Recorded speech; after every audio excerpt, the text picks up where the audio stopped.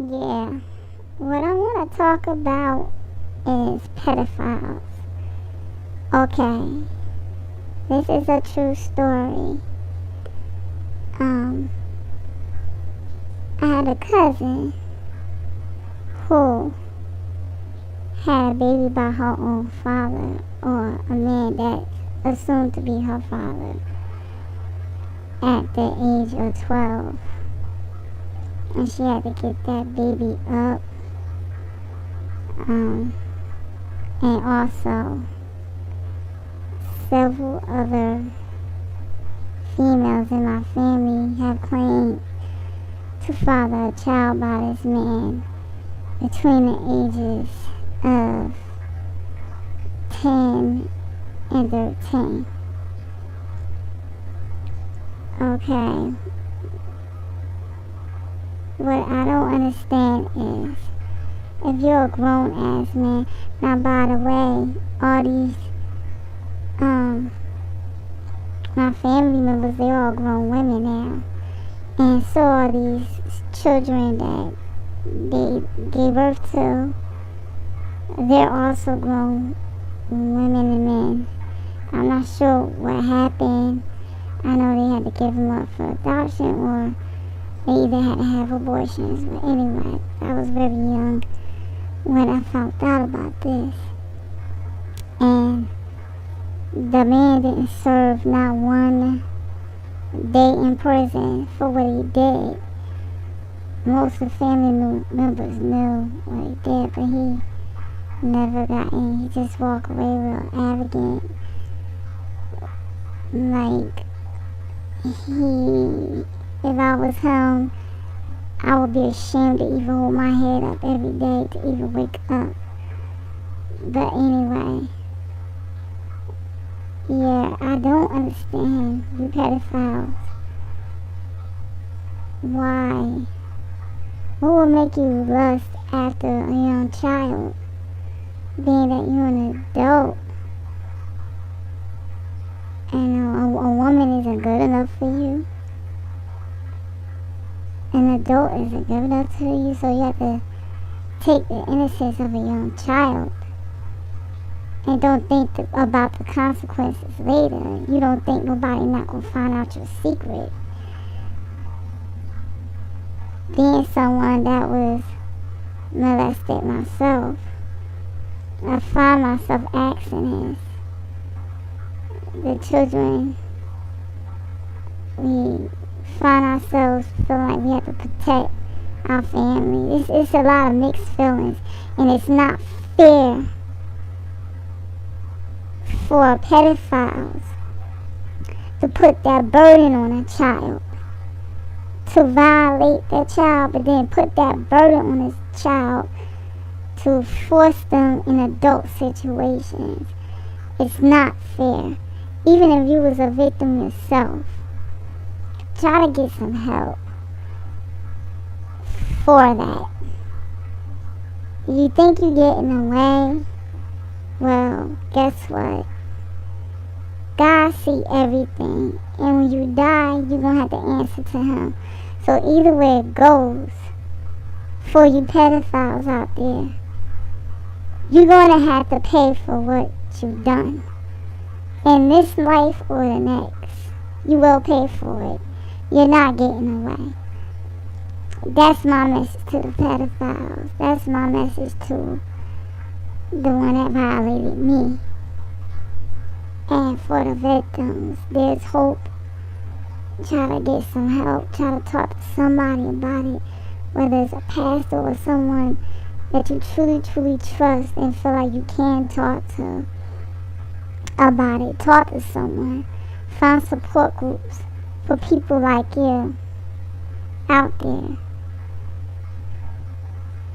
You know, it's not easy saying you've been molested, and then it's supposed to be family secret, keep it hush hush. And you wonder why these families are splitting up and so dysfunctional today. You wonder why so many men are walking around like little fairies and faggots today. And these women looking like men. You wonder why.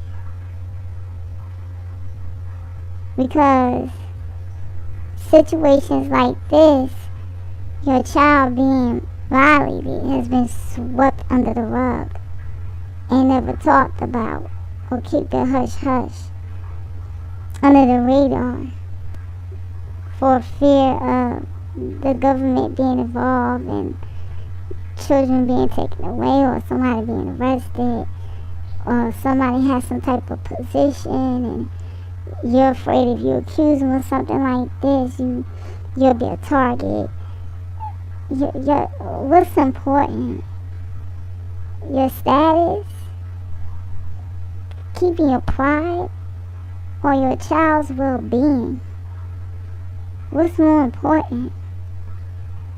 Because your actions will determine how your child reacts not only to you, but functions in society.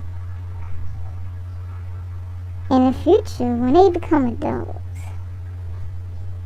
your actions determine that. And if some children tell these children to tell, and these adults don't believe them. Now, some people do lie, which is wrong. If you're lying that somebody's touching you, stop it. It's not cool. Because that's a serious accusation. Because while you sitting there lying on somebody, there are people, children that's really being raped and terrorized every night, and they're afraid to talk. They're afraid to tell somebody. So for you to lie on someone is wrong, it's not cool, you need to stop. This is a serious matter. You can hurt someone's reputations like that, especially if they're not really a pedophile and they're not really touching you. Stop it. It's not right. Just because you're mad because you can't get your way. I'm talking to the ones that lie about it. But the ones that are being terrorized and the ones that's afraid to speak up. And they do tell.